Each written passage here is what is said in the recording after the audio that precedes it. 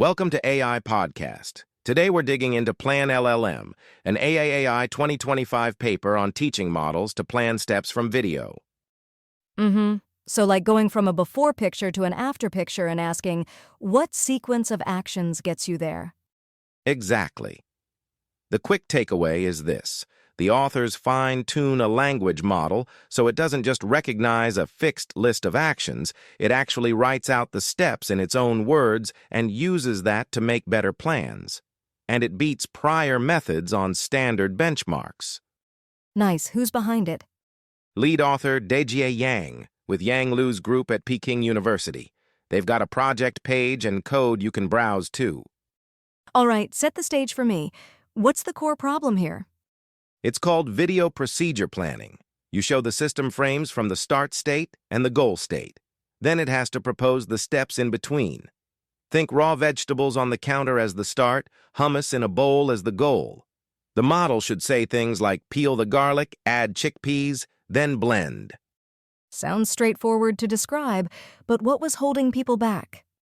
Two big things. First, most models predicted from a closed menu of action labels. That's like trying to write a recipe using only words from a preset sticker sheet. If the sticker for scraped garlic doesn't exist, you can't say it. Second, a lot of recent approaches used a frozen language model just to expand step descriptions, but because it was frozen, it couldn't adapt those descriptions to the specific video you're seeing. So the language model was like an encyclopedia on the side, not a teammate in the loop.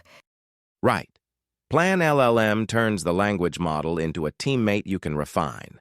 They literally fine-tune it, so it learns to speak the steps and also help the classifier pick the right actions.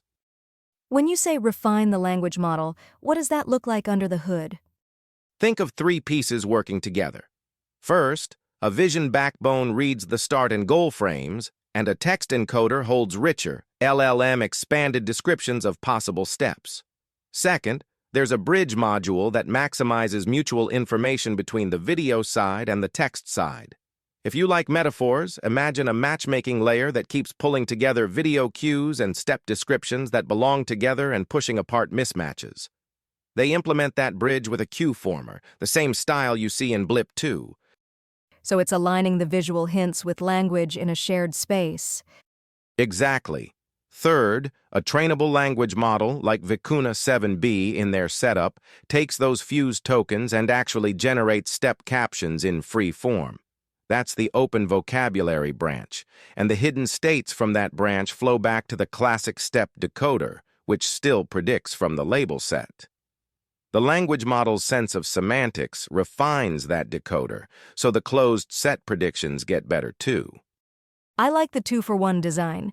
You get free-form text to generalize, and you still play nice with benchmarks that expect labels. How do they train all this? In 2 stages. First, they freeze the language model and focus on alignment, so the video and text features learn to meet the model where it lives. Then they fine-tune the language model with a lightweight adapter and train both branches jointly. That's where the language model learns to write step captions from the fused tokens. And what about supervision? Are they labeling every intermediate frame? No. And that's important. It's weakly supervised. During training, they only use the action sequence text, not keyframe annotations in the middle. Cheaper labels, broader coverage. Got it. What did they compare against?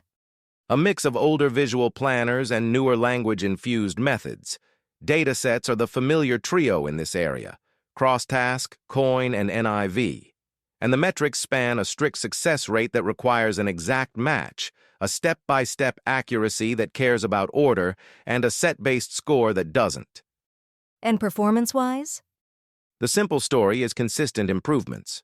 On Crosstask and Coin, they set new marks across the main metrics, and on NIV they're competitive, and especially solid when the sequence is longer.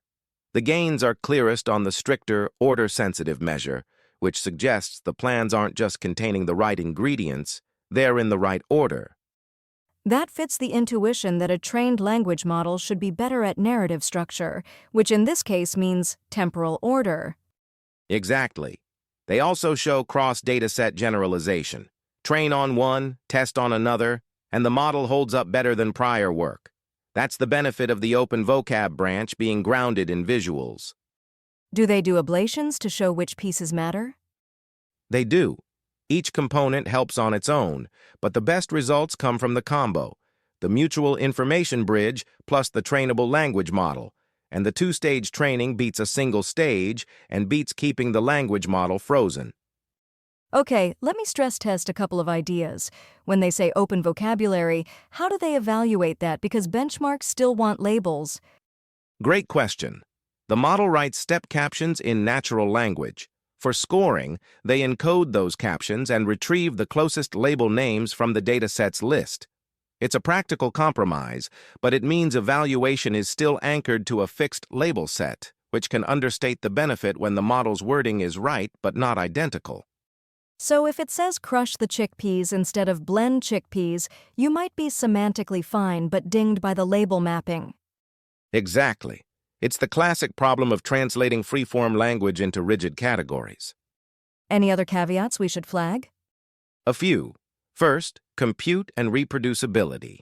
They fine-tune a decent-sized language model and report training details you can follow, but not everyone has the same hardware or patience to tune adapters.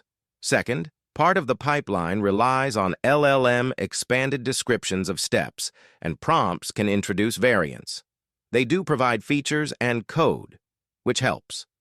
Third, results on the NIV dataset aren't uniformly dominant at shorter horizons, which hints that the payoff grows with longer, more structured tasks.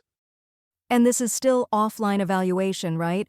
Not a robot actually making hummus in your kitchen. Right. It's about planning from video, not executing in the real world.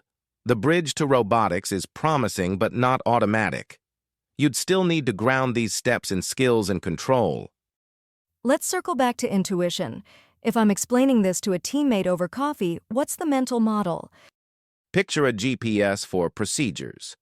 Old systems let you pick from a small list of named roads, and sometimes the road you need isn't even in the list. PlanLLM says, let the navigator narrate the route in its own words and align that narration with the actual map. Then use that narration to make the official turn-by-turn instructions better. And the alignment piece is the translator that keeps the narration and the map synced. Exactly. Without that mutual information bridge, the narration could drift.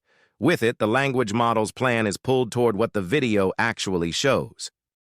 So where does this go next? 3 directions pop out. First, evaluate the freeform plans directly with semantic and temporal scores, not just by mapping back to labels.